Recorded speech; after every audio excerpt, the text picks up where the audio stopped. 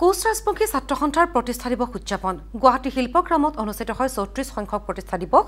এই অনুষ্ঠানত অস্তিত্বৰ সংকটত কোচ ৰাজবংশী শীৰ্ষক ভাষণ প্ৰদান নিউজ টাইপৰ মুখ্য পৰিচালক সম্পাদক সৈয়দ জাৰিৰ হুছেইনৰ।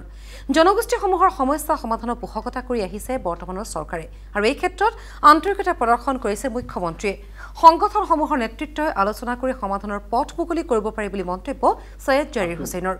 অনুষ্ঠানত কোচ ৰাজবংশী ছাত্ৰ সন্থাৰ সভাপতি বলৰাম বৰ্মন, বিধায়ক হেমাংগ ঠাকুৰীয়া, টাই অসম ছাত্ৰ সন্থাৰ সভাপতি মিলন বুঢ়াগোহাঁইকে ধৰি বহুকেইটা দল সংগঠনৰ নেতাই অংশগ্ৰহণ কৰে। তেতিয়াহ'লে আৰু যদি বুজি পাই পেলাই এটাই কথা মোৰ দৃষ্টিগোচৰ হৈছে যে এইটো একচুৱেলি ভাল কথা যে আমি যেতিয়া নিজৰ যিকোনো জাতিৰ নিজৰ উইকনেছ, নিজৰ দুৰ্বলতাখিনি যদি আমি বুজি পাওঁ, তেতিয়াহ'লে আৰু যদি বুজি পাই পেলাই সাহসেৰে যদি আমি ক'ব পাৰোঁ, মই ভাবোঁ সেইটো এটা আমাৰ দুৰ্বলতা নহয়, মই ভাবোঁ সেইটো এটা ষ্ট্ৰেংথ।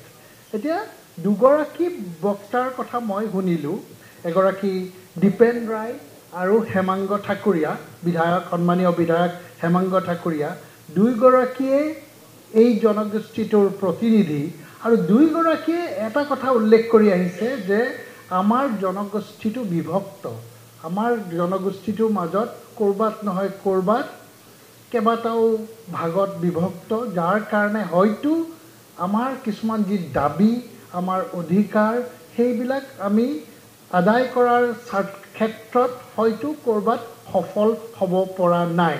যে যিকোনো এটা জনগোষ্ঠী যদি বহু ভাগত যদি বিভক্ত হৈ থাকে, তেতিয়াহ'লে কি হয়, এডভান্টেজটো আপোনালোকৰ হাতত কেতিয়াও নাথাকে।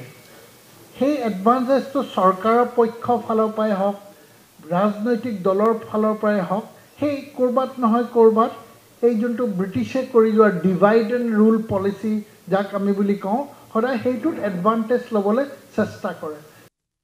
আমি আজি আক্ৰাছো ৩টা দশক পাৰ হৈ গ'ল, কিন্তু কোচ ৰাজবংশীসকলৰ যিখিনি দাবী, যিখিনিক লৈ আমি আন্দোলন কৰি আছোঁ, সাংবিধানিক যি অধিকাৰ বিচাৰি আছোঁ, সেইখিনি কিন্তু আজি 3টা দশক পাৰ হোৱাৰ পিছতো কিন্তু আমাক চৰকাৰে, প্ৰতিখন চৰকাৰে কেৱল ৰাজনৈতিকভাৱে আমাক ব্যৱহাৰ কৰাৰ ক্ষেত্ৰতহে আগভাগ লৈছে।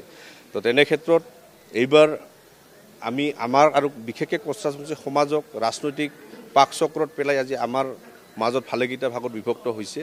বিশেষকৈ আমি আজি 3টা গ্ৰুপ ইয়াত একত্ৰিত হৈ এটাই মেছেজ ৰাইজক দিব বিচাৰিছোঁ, কাৰণ আমি কেৱল ভাগ হৈ থাকিলে জাতিটোৰ একো নহ'ব। সেই সময়ৰ মাননীয় মুখ্যমন্ত্ৰী ডাঙৰে আহ্বান কৰিব বিচাৰিছোঁ, 12 ছেপ্টেম্বৰ তাৰিখে আপুনি যি প্ৰতিশ্ৰুতি দিছিল কোচ ৰাজবংশীসকলৰ যি সমস্যা সমাধান কৰিব বুলি জনজাতিকৰণ, সেই সমস্যা সমাধান কৰাৰ ক্ষেত্ৰত আপোনালোকে আগভাগ লৈ পজিটিভ দৃষ্টিৰে আগবাঢ়িৰ কাৰণে আমি আহ্বান জনাইছোঁ।